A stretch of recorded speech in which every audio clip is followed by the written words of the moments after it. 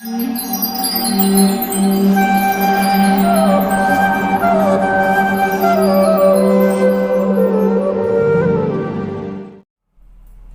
कृष्णा।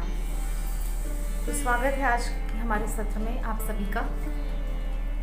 जैसा कि हम पिछले 4 अंकों में श्रील रूप गोस्वामी कृत उपदेशामृत के श्लोकों पर चर्चा कर रहे हैं। पिछले अंकों में हमने उनके रचित उपदेशामृत के 4 श्लोकों पर चर्चा की। आज है 5वें श्लोक की बारी, जो कि इस प्रकार है।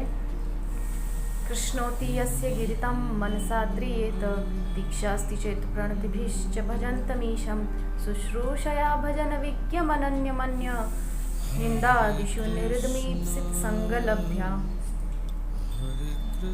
पिछले श्लोकों में श्री रूप गोस्वामी क्या क्या भक्तों को करना चाहिए और क्या नहीं करना चाहिए उनके विषय में शिक्षा दी। जैसा कि पहले श्लोक में हमें बता रहे हैं कि हमें अपनी इंद्रियों के वेगों को कंट्रोल करना चाहिए, उन पर नियंत्रण करना चाहिए। दूसरे श्लोक में कह रहे हैं कि हमें अपने आचार विचार को संयमित करना चाहिए। किस प्रकार से? अपने आहार को, अत्याहार मतलब अत्यधिक आहार नहीं लेना चाहिए, अत्यधिक प्रयास नहीं करना चाहिए, अत्यधिक वाचाल नहीं होना चाहिए, व्यक्ति को बहुत मितभाषी होना चाहिए। और इस प्रकार से तीसरे श्लोक में वे कह रहे हैं कि हमें अपने आप को ऐसे लोगों की संगति में लगाना चाहिए जो भक्ति मार्ग में बढ़े चढ़े हैं।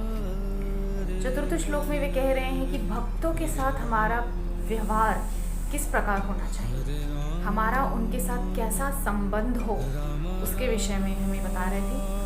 जैसा कि किस प्रकार हमें भक्तों के साथ आदान प्रदान करना चाहिए, उनके अनुभव जानना चाहिए, उनको भेंट देना चाहिए, प्रसाद उनसे ग्रहण करना चाहिए, इत्यादि इत्यादि। लेकिन इस 5वें श्लोक में श्री रूप गोस्वामी हमें ये बता रहे हैं कि एक भक्त की पहचान किस प्रकार की जाए और पहचान होने के बाद उसके प्रति हमारा व्यवहार कैसा हो, उसके विषय में बता रहे हैं। तो जैसा कि यहाँ श्री रूप गोस्वामी कह रहे हैं कि 5वें श्लोक में वे कह रहे हैं कि हम सभी को, मतलब जो भक्ति मार्ग पर अभी शुरुआत ही कर रहे हैं, उन लोगों को चाहिए कि जो भक्त, वैसे भक्तों की 3 कोटि होती है: कनिष्ठ अधिकारी, मध्यम अधिकारी और उत्तम अधिकारी। तो जो लोग अभी इन तीनों में से किसी भी श्रेणी में नहीं आते, मतलब मेरे जैसे जो अभी भक्त ही नहीं, जो जस्ट देख रहे हैं भक्ति मार्ग की ओर खड़े होकर कि किसी वैष्णव की कृपा हो और हम कृष्ण प्राप्ति के मार्ग पर आगे बढ़ें।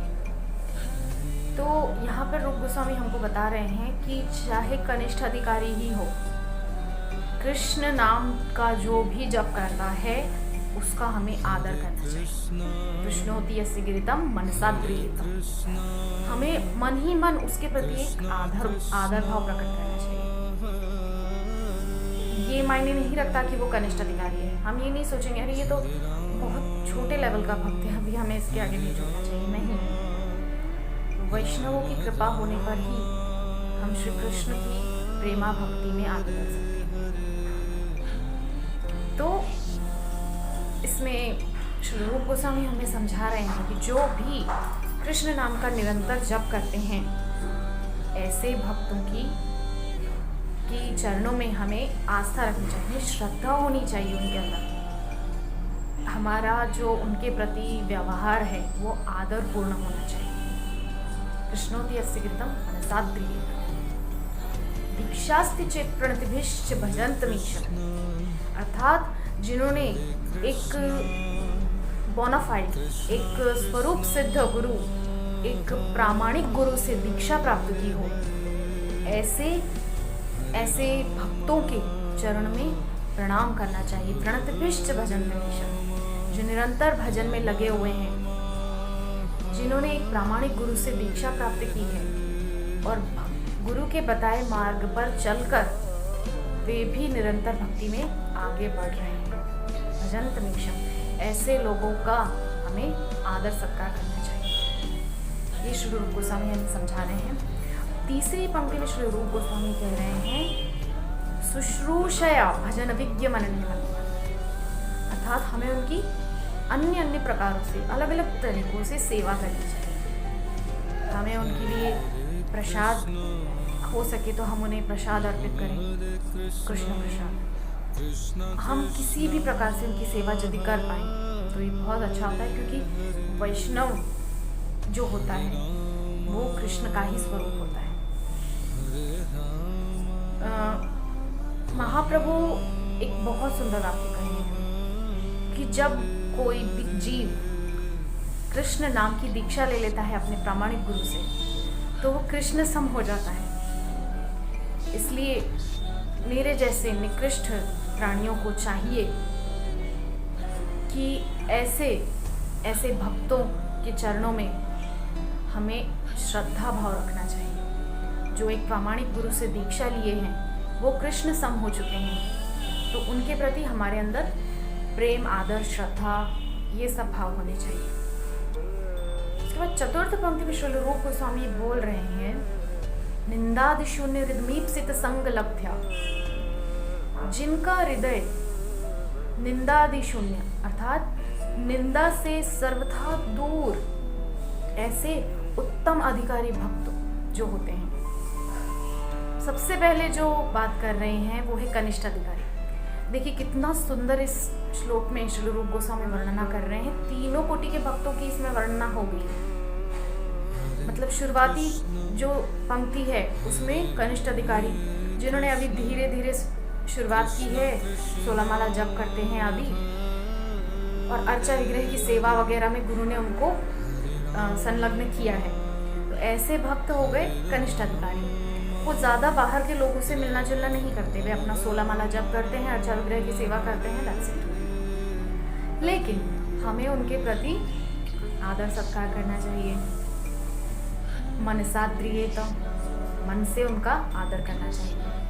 दूसरी पंक्ति में कह रहे हैं दीक्षास्ति चेत प्रणतिभिश्च, जो दीक्षा लेकर के बहुत समय हो चुका है, गुरु महाराज से दीक्षा लिए और फिर भजन में खूब अच्छे से रम चुके हैं और औरों को भी जो प्रेरित कर रहे हैं, उनके प्रति हमें, उनके चरणों में हमें आदर भाव रखना चाहिए। तीसरी पंक्ति में शुश्रूषया, ऐसे भक्तों की सेवा करनी चाहिए अन्य अन्य प्रकार से।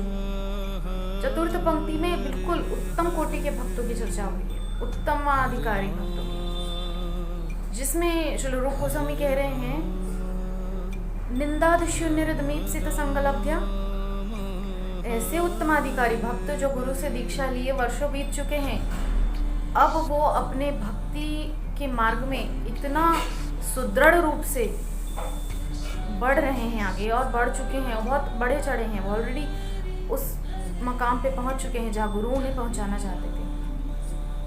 ऐसे जो भक्त होते हैं, उत्तमाधिकारी भक्त, निंदादि शून्य, जो निंदा आदि से बिल्कुल दूर रहते हैं, उन्हें ना तो किसी की निंदा करने में रुचि है, ना किसी की स्तुति करने में, निंदा स्तुति से सदा दूर रहते हैं।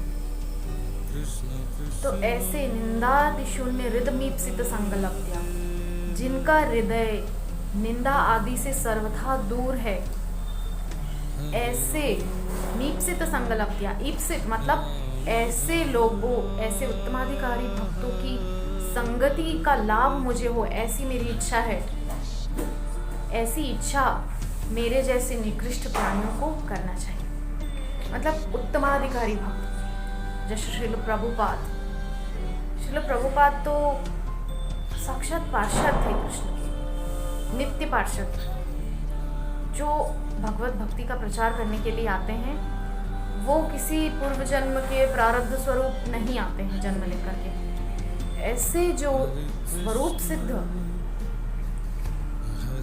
सिद्ध गुरु होते हैं, और प्रभुपाद तो जगत गुरु हैं, उन्हें जगत गुरु की उपाधि प्राप्त है। क्यों? क्योंकि वे सारी सृष्टि को कृष्ण प्रेम का ज्ञान दिए। किसी एक को ज्ञान देकर वो चुप नहीं बैठते थे, उन्होंने चारों दिशाओं में कृष्ण भक्ति का ज्ञान फैलाया, इसलिए उनको जगत गुरु की उपाधि प्राप्त है। सामान्य तौर पर देखा जाए तो एक गुरु अपने 10-12 शिष्यों में सीमित रहता है, लेकिन श्रील प्रभुपाद जगत गुरु क्यों हैं?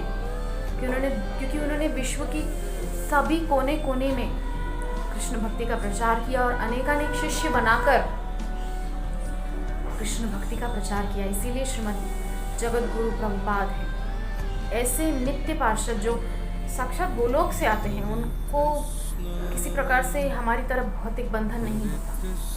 तो ऐसे उत्तमाधिकारी भक्त जो कि निंदा आदि शून्य हृदमीप्सित संकल्प, ऐसे जो निंदा आदि से सर्वथा दूर रहने वाले, निंदा आदि शून्य, जिनका हृदय निंदा से सर्वथा दूर है, ऐसे भक्तों की संगति मुझे प्राप्त हो, ऐसी इच्छा मेरे जैसे निकृष्ट भक्तों में होना चाहिए। ये श्रील रूप गोस्वामी जो बहुत ही निकृष्ट प्राणी हैं, उनको ये शिक्षा श्रील रूप गोस्वामी दे रहे हैं। एक ही श्लोक में श्रील रूप गोस्वामी ने तीनों कोटि के भक्तों की वर्णना कर दी। ये बहुत सुंदर श्लोक है। आप सभी श्रील रूप गोस्वामी द्वारा रचित उपदेशामृत के 5वें श्लोक में देखेंगे कि उन्होंने एक ही श्लोक में किस प्रकार से तीनों कोटि के भक्तों की व्याख्या की है। 4 पंक्तियों में ही भक्तों की कोटि को उन्होंने विस्तारित किया है। किस तरह से शुरुआती भक्त जो होता है, दीक्षा प्राप्त करता है गुरु से, माला जप करता है, अर्चा विग्रह की सेवा करता है। दूसरी श्रेणी का भक्त जब भी करता है, प्रचार प्रसार भी करता है, संकीर्तन भी करता है और अन्य लोगों को कृष्ण भक्ति की ओर बढ़ने की प्रेरणा देता है। और उत्तमाधिकारी भक्त जो अपने आप में स्वरूप सिद्ध हो जाते हैं, उनको किसी की निंदा स्तुति से कोई सरोकार नहीं होता, सर्वथा इन चीजों से, भौतिक कल्मशों से विमुक्त रहते हैं। उनके अंदर किसी भी प्रकार की सांसारिक कामना, वासना आदि नहीं होती। वे भक्ति में बहुत बढ़ चढ़े होते हैं, क्योंकि गुरु के कृपा पात्र होते हैं, क्योंकि गुरु के आदेशों का निरंतर पालन करते करते ही वो उत्तमाधिकारी श्रेणी में पहुंचे। गुरु के आदेशों की पालना करने वाले निम्न नहीं कहा जाता, भक्त कभी निम्न नहीं होता। गुरु के आदेशों की पालना करने वाले जो प्रथम श्रेणी के होते हैं, वे कनिष्ठ अधिकारी। गुरु ने कहा 16 माला जप करो, अर्चा विग्रह सेवा करो, ठीक है, वो करते हैं। इसके बाद गुरु के आदेशों का पालन करने वाले, गुरु ने कहा है थोड़ा प्रचार भी करो, जो तुम जानते हो वो दूसरे को बताओ, ज्ञान दो, ताकि सब जाने कि इस मानव जीवन का उद्देश्य क्या है। उसके बाद गुरु के आदेशों का पालन करते करते जो उत्तमाधिकारी बने, कई जन्मों से, जन्मों से जो कृष्ण भक्ति में रमे हुए हैं, ऐसे स्वरूप सिद्ध हो पाते हैं उत्तमाधिकारी।